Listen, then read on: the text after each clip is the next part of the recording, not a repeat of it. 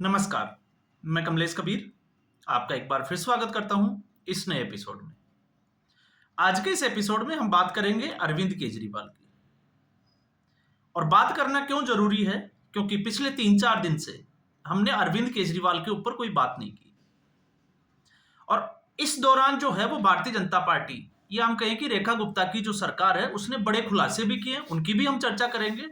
लेकिन साथ में हम बात करेंगे आज की संसद की जो कार्रवाई थी, जिसमें जिस तरीके से स्वाति मालीवाल ने संजय सिंह के सामने अरविंद केजरीवाल को निशाने पर लिया और सरकार से कुछ फैक्ट्स पर जवाब मांगा। अब ये जरूरी क्यों हो जाता है? ये जरूरी इसलिए हो जाता है क्योंकि जब भी विधानसभा हो चाहे राज्यसभा लोकसभा, प्रश्नकाल के दौरान अगर कोई प्रश्न पूछा जाता है तो उसका जवाब संबंधित विभाग के या हम कहें कि संबंधित मंत्री को तथ्यों के साथ रखना पड़ता है। और यही एक वजह थी, आपको पता होगा हीरानंदानी का केस, जिस तरीके से महुआ मोइत्रा ने केस फॉर क्वेरीज जो क्वेश्चन पूछे गए थे अडानी को लेकर, उसमें बहुत सारा पैसा मिला। और क्यों पूछे जाते थे? ताकि संसद में अगर महुआ मोइत्रा क्वेश्चन पूछेगी तो सरकार को सही जवाब देना पड़ेगा और उससे सरकार की पॉलिसी का पता चलेगा। मामला जो है वो बड़ा चला था।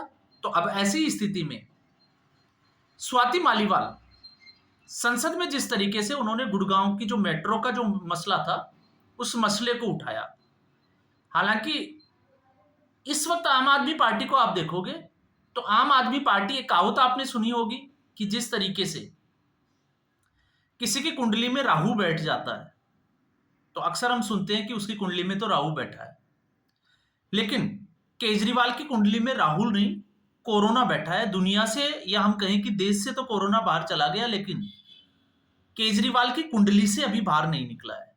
और जब मैं ऐसा कह रहा हूं तो उसके पीछे का कारण क्या है, मैं स्वाति मालीवाल के मुद्दे पे आऊं उससे पहले मैं उसी की बात करता हूं। अरविंद केजरीवाल की जो राजनीति है 2020 तक, जब तक कोरोना भारत में आया उससे पहले तक जो है वो बिल्कुल साफ सुथरी छवि चल रही थी। और ऐसे लोग जो ईमानदार होने का जो ढोंग करते हैं, इन लोगों में जिस तरीके से आपने देखा होगा, ऐसी सिचुएशन का फायदा ये जो है वो उठाना जानते हैं। क्योंकि सफेद कॉलर वाले आपने समझा और सुना होगा बहुत बार कि ये लोग जो है वो सीधे तरीके से ये भ्रष्टाचार में जुड़ते नहीं है, ये मौके की तलाश में रहते हैं। और मौका की तलाश अगर आप अरविंद केजरीवाल की उसमें देखोगे तो अब मैं ऐसा क्यों कह रहा हूं, क्योंकि अरविंद केजरीवाल ने कहा था वो सुरक्षा नहीं लेंगे, वो गाड़ियों का काफिला नहीं रखेंगे, वो बंगला नहीं लेंगे। लेकिन जब कोरोना आया तो अरविंद केजरीवाल को पता था कि अब ना तो उनके घर तक पत्रकार पहुंच पाएंगे, ना जो है वो लोग घरों से बाहर निकल रहे हैं। तो ऐसी स्थिति में केंद्र सरकार के ऊपर हमला बोलते रहो और उसके पीछे भ्रष्टाचार का एक खेल खेलते रहो। और आप देखिए 2020 के बाद में जिस तरीके से शीश महल बना, तो शीश महल किसकी आड़ में बना? कोरोना की आड़ में बना। इसके अलावा भ्रष्टाचार की जो नई जो नीति बनाई गई वो किसके किसके आड़ में बनाई गई? कोविड के समय बनाई गई। तो ये सारे जो घोटाले अरविंद केजरीवाल के सामने आ रहे हैं ये उसी दौरान के आ रहे हैं। और उसके बाद में अब कोविड तो चला गया, लेकिन कोविड ने एक्सपोज कर दिया अरविंद केजरीवाल की राजनीति को। आप सोच के देखिए, अगर कोरोना नहीं आता तो शायद अरविंद केजरीवाल इस तरीके से कुछ कर पाता नहीं। लेकिन जब मैं ये कहता हूं कि कोविड की आड़ में कैसे, तो कोविड की आड़ में क्योंकि अरविंद केजरीवाल की नीयत काम करने की तो शुरू से ही नहीं थी। शुरू के 3 साल 2013 से लेकर 2016 तक शीला दीक्षित जी की सरकार को कटघरे में खड़े करने में निकल गए सीओजी की रिपोर्ट के सारे। फिर उसके बाद में हम बदलाव लाएंगे, हम ये करेंगे जी, वो करेंगे जी, आप हमें एक बार और मौका दे। और फिर अरविंद केजरीवाल को एक बार और मौका मिला 2020 में। फिर कोविड आ गया, तो कोविड में जिस तरीके से अरविंद केजरीवाल का जो गेम प्लान था वो ये था कि केंद्र सरकार के ऊपर हमला बोलते रहो, तो उनके जो पर्दे के पीछे का जो खेल है वो छुपा रह जाएगा। इसको आप दबाव की राजनीति से भी जोड़ के देख सकते हो। और यही एक वजह है। और आप सोच के एक चीज को आपको और ध्यान रखना पड़ेगा मान लीजिए इस वक्त सत्ता परिवर्तन नहीं होता, तो क्या दिल्ली की जनता के सामने अरविंद केजरीवाल के कुछ ऐसे राज जो अब बाहर निकल रहे हैं, क्या वो बाहर निकलते? अब कौन कौन से राज? एक, सीएजी की रिपोर्ट जो 2017 के बाद से कभी सार्वजनिक ही नहीं की गई। और आपने देखा सीएजी की रिपोर्ट में जिस तरीके से शराब से जो नई नीति जो बनाई गई थी उसमें अनियमितताएं जो की गई और उसमें लगभग 2100 करोड़ का नुकसान हुआ। इसके अलावा स्वास्थ्य में जिस तरीके से मोहल्ला क्लिनिक को लेकर दूसरी सीएजी की रिपोर्ट भारतीय जनता पार्टी ने पेश की, उसमें आपने देखा।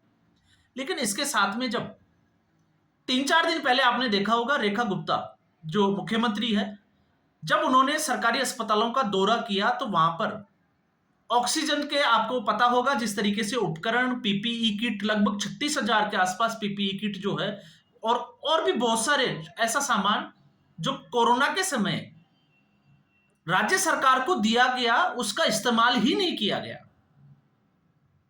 और क्यों नहीं किया गया अब आप समझ सकते हो मंशा, क्योंकि कोरोना के बहाने प्रधानमंत्री नरेंद्र मोदी को घेरने की यह तैयारी चल रही थी कि जो भी कुछ चल रहा है राज्य सरकार की कोई जिम्मेदारी नहीं है, इसमें प्रधानमंत्री नरेंद्र मोदी की जिम्मेदारी बनती है। और दिल्ली की जनता को ऑक्सीजन की सप्लाई ही नहीं हो रही है, केंद्र सरकार जो है वो सहयोग नहीं कर रही है। केंद्र सरकार से बार बार जो है वो पीपीई किट मांगे जा रहे थे और आरोप लगाया जा रहा था कि केंद्र सरकार इस तरीके का कोई काम नहीं कर रही है। लेकिन आपने ये भी देखा, जिस एलजी को कटघरे में खड़ा किया जाता था उस एलजी को अंधेरे में रखते हुए जिस तरीके से 9,99,00,000 तक के बिल जो है वो पास किए गए पीडब्ल्यूडी मिनिस्टर की तरफ से। और पीडब्ल्यूडी मिनिस्टर कौन थे? जो ऑलरेडी मनी लॉन्ड्रिंग के केस में जेल में थे, सत्येंद्र जैन।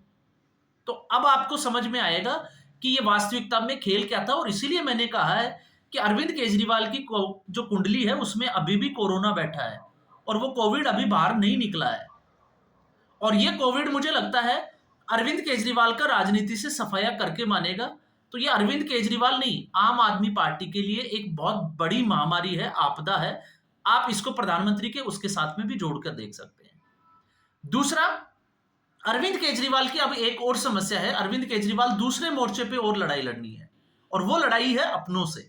अब अपनों से का मतलब स्वाति मालीवाल, जिसका टेन्योर अभी 2030 तक जाना है जनवरी। तो मैं कहता हूं 2029 के लोकसभा चुनाव तक स्वाति मालीवाल आम आदमी पार्टी की सांसद रहने वाली है।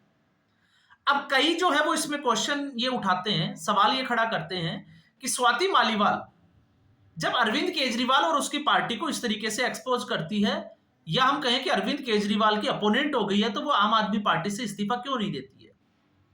तो आप समझ रहे होंगे स्वाति मालीवाल हर कदम पर अरविंद केजरीवाल को संसद में एक्सपोज करती रहेगी, वो हमला बोलती रहेगी।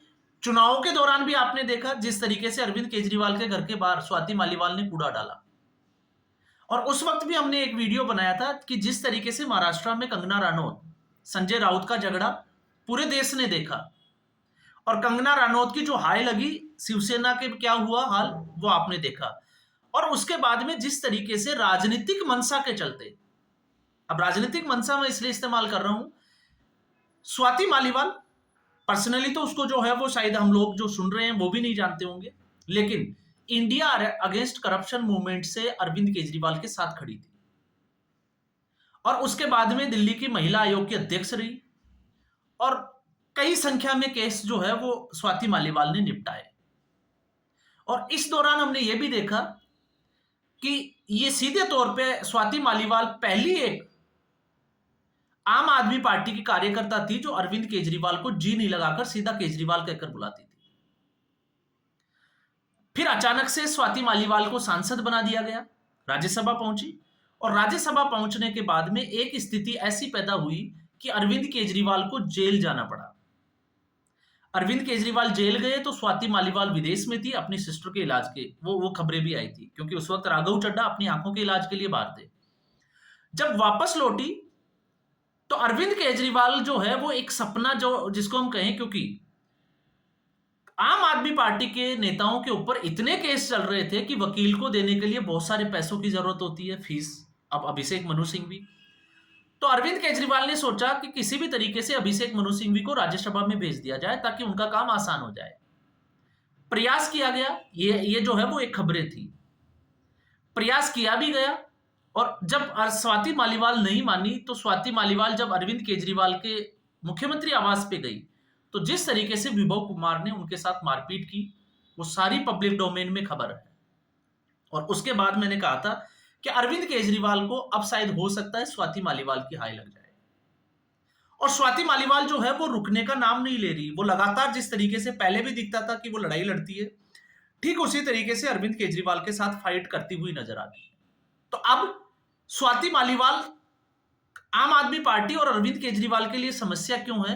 तो इसके पीछे का कारण बस इतना ही है क्योंकि स्वाति मालीवाल अरविंद केजरीवाल की रग रग से वाकिफ है।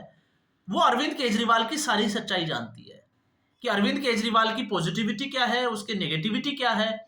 वो हर पॉइंट्स पे काम करती है।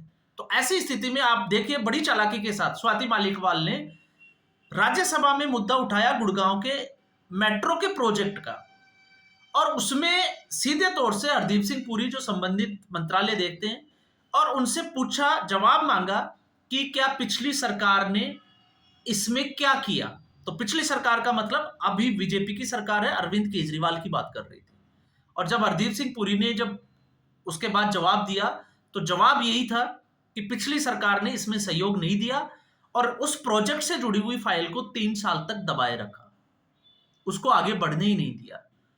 अब एक तरफ दिल्ली विधानसभा में मैंने पहले भी वीडियो में बात की थी कि एक के बाद एक जो है वो अरविंद केजरीवाल के ऊपर सीएजी की रिपोर्ट आएगी, लेकिन एक साथ नहीं आएगी क्योंकि अगले 5 साल तक अरविंद केजरीवाल के सामने ऐसा कोई रास्ता भारतीय जनता पार्टी नहीं छोड़ेगी। और उसमें जब स्वाति मालीवाल जो कि 2029 या हम कहें कि 2030 जनवरी तक राज्यसभा की सांसद रहेगी, तो आप सोच के देखिए हर बार ऐसा ही कुछ जो है वो देखने को मिलेगा।